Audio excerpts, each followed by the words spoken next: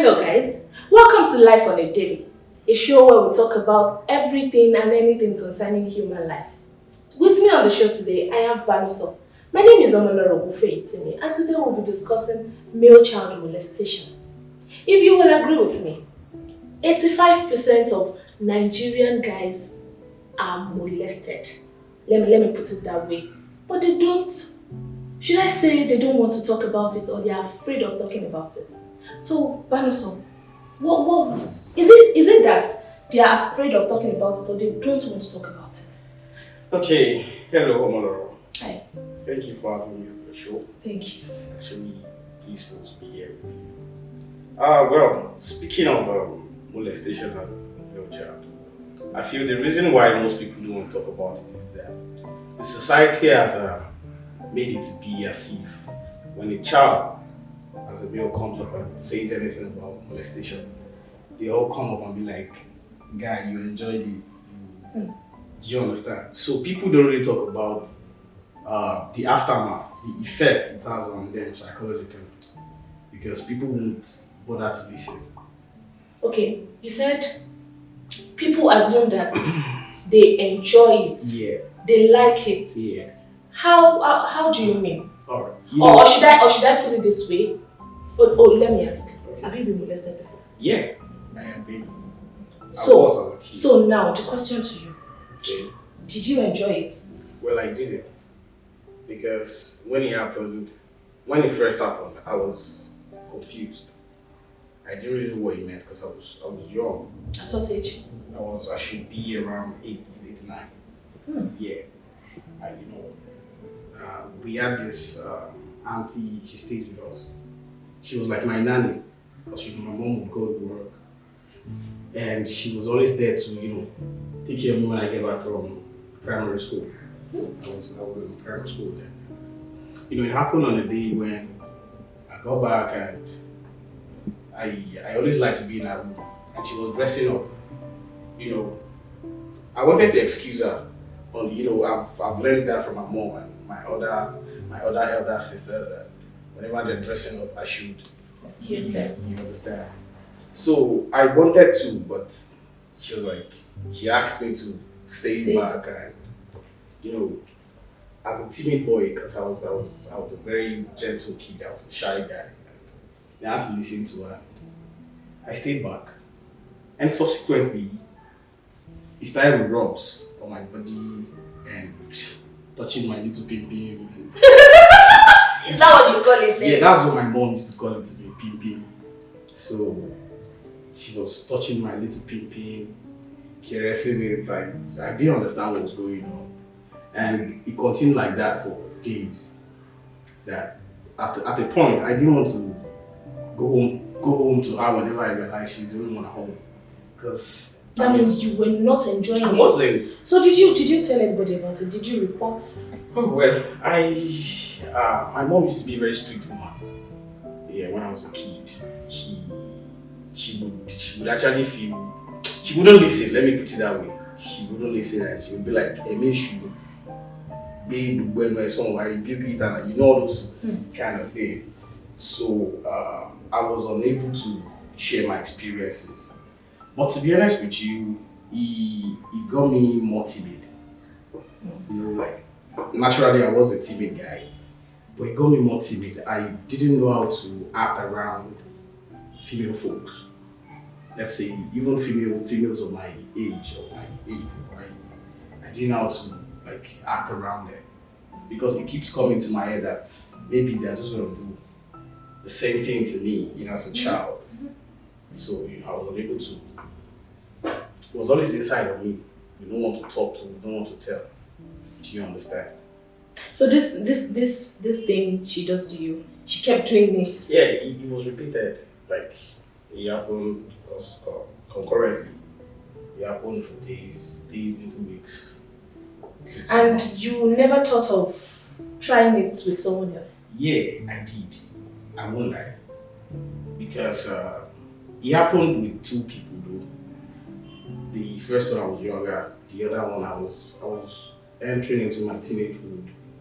And it happened with a much more older teenager though.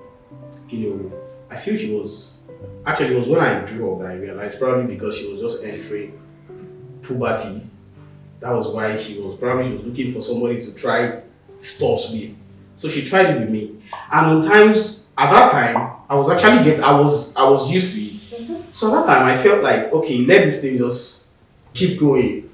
And she made me feel like, so that means at some point you were enjoying it. I was enjoying it. Now this is where the shocker is.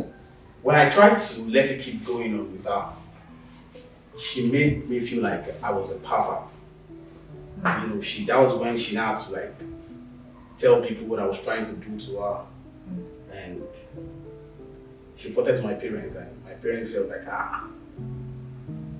this boy is being perversive now. In the words of my mom was like, it makes you to one. But they didn't really know where it all started from. Do you understand? So it really affected me a lot. Okay, should I say parents have a lot of things to do concerning this? Because in your words you said you were scared of telling your mom because your mom would say she was or something. So you never told anybody about it? You never, even your sisters? That would have been worse. They were female, so I don't know. To be honest with you, at a point, so I wanted to try with my sisters too. This is like the first time I'm saying this kind of thing publicly because it was something I dealt with. It was like a lot of shit to me because so they were looking at me differently. That but they didn't know I had a prior experience that led me to it. But it's all in the past now. Yeah. So guys, let's quickly go on a break. We'll be right back.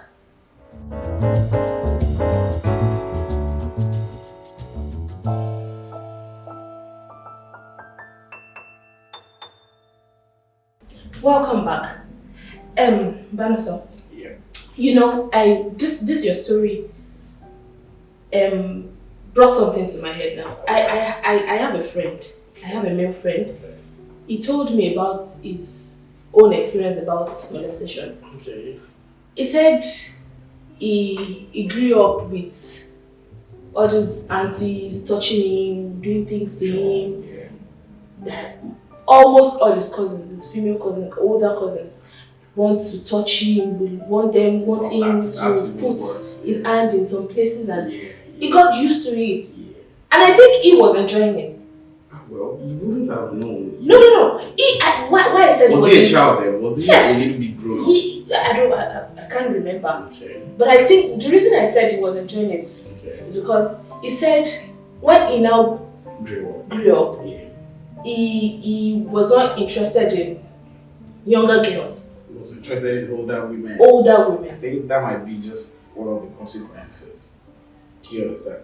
But for me, so for you, how is it? For me, it coupled with the experiences, the fair load of experiences I had with my family, my folks, where I had wanted to try it with my cousins, my siblings, and we got busted out, and I was labeled a child pervert.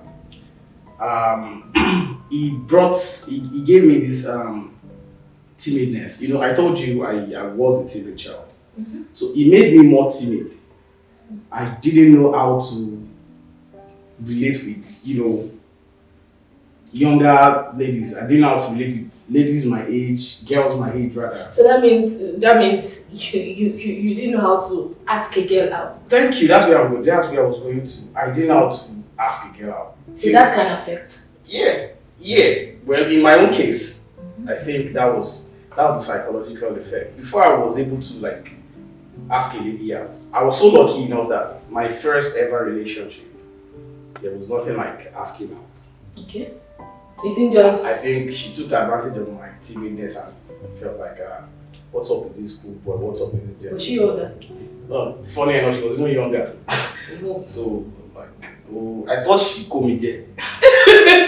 But explore me. She was this girl that wanted to explore, and later later on, when she ended everything, I found out that she was actually telling her friends that, "But why I go, you understand that? But why I go?" So subsequently, I had to put on a facade. I had to like put up with a mask that would not make me appear timid anymore. To anybody. I started going for these, bad boy looks. I started going for, I started doing some strong boy shit. But in the inside, But in the inside, Banuso, even till now, Banuso is this very timid person that, very soft person. very soft person. So have you dated someone older than you? Oh, yeah, I have. I have actually. My first ever sex, like copulation was. Does it have to do with? Nah. It was just. So when you were dating this older person, Yeah. what? So there were How did it memories. Okay, how did it happen with the older lady? It was just normal. Like, okay.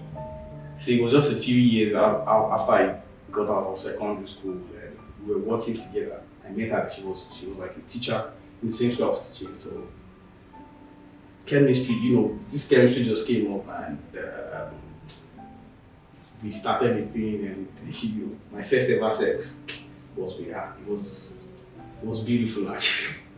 It was beautiful. But it actually triggered the memories of, I was going to ask. Yeah, the memories of the experiences I had. So, but it didn't really affect. But it tampered with it.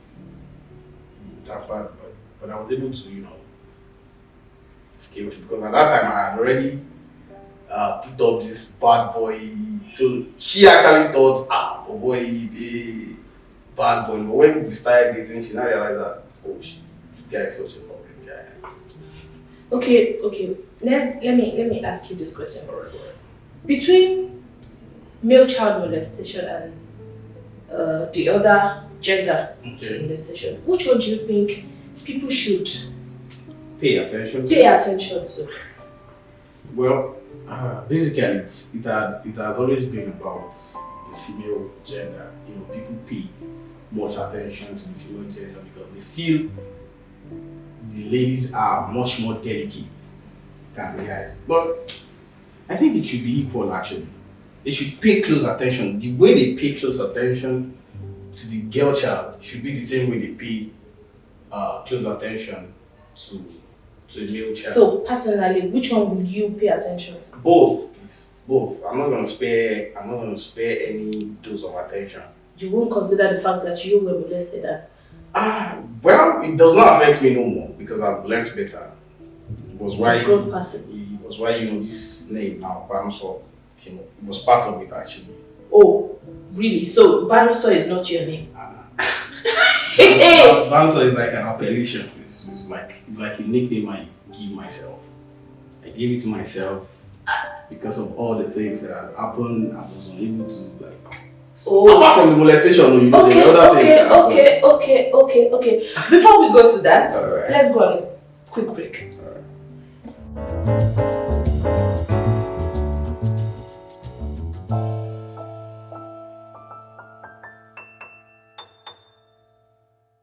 Welcome back. Banuso. Oh, yeah. Now let's go to the parental aspect of this whole situation. Okay. What do you think? Do you think the mother or the father should pay more attention to this thing? And how do you think they can curb this? Why should it be limited to just a parent? It should be that's both. what I'm asking. It should be both. I was closer to my father while growing up. I could tell him things, but he was never around. So assuming he had stayed around and, listened to me or paid more attention to me, probably would have noticed. You understand? And particularly, there should be no gender to be favored when paying attention. You should pay equal attention to both the male child and the female child. Do you understand? And both mother and father should pay attention. It's their duty. It's not limited to just the mother. One person. It's not limited to just the father. Both of them should pay equal attention. And then there's this thing about parents. I don't know if it's just Nigerian parents. They don't give their children the time. The right? time. Yeah. They don't give them this. Like I said, my mom. They don't. See, my mommy. Yeah. My mom, Yeah. Oh Jesus. I dare not. All this issue thing, My mom is not even a issue. She said, talking about exactly. So I think parents should at least listen first. And at that moment. At that point in time, because you never can tell how much courage the child summoned before he or she was able to, walk up to you and say, Mom, Dad, I want to tell you about something. Do you understand? Because after you are left at that particular point in time, the courage would have just melted off and, he or she might not be able to say whatever is on their mind anymore. So listen at that particular point in time and believe your child first before any other person. Imagine any other person. You understand?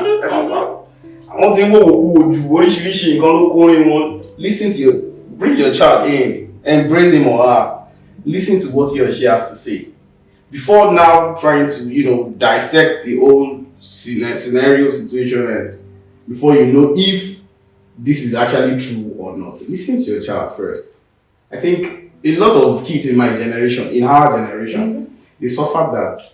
A lot. Yeah. A lot. Yes, I agree with you. Yeah, so and with this aspect of nanny, we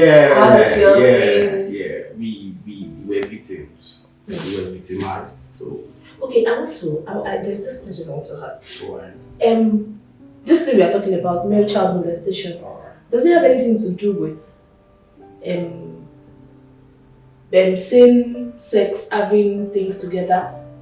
Well, I've heard stories. I never experienced that, to be honest. But I've heard stories where a male child would be molested by an elderly counterpart or any other person. It could be a sibling, it could be a relative, it could even be your teacher in school. You go on Twitter and all these social media. Male uncle. Yeah, male child. Yeah, I think I have a friend. I actually have a friend that I think we're quite close.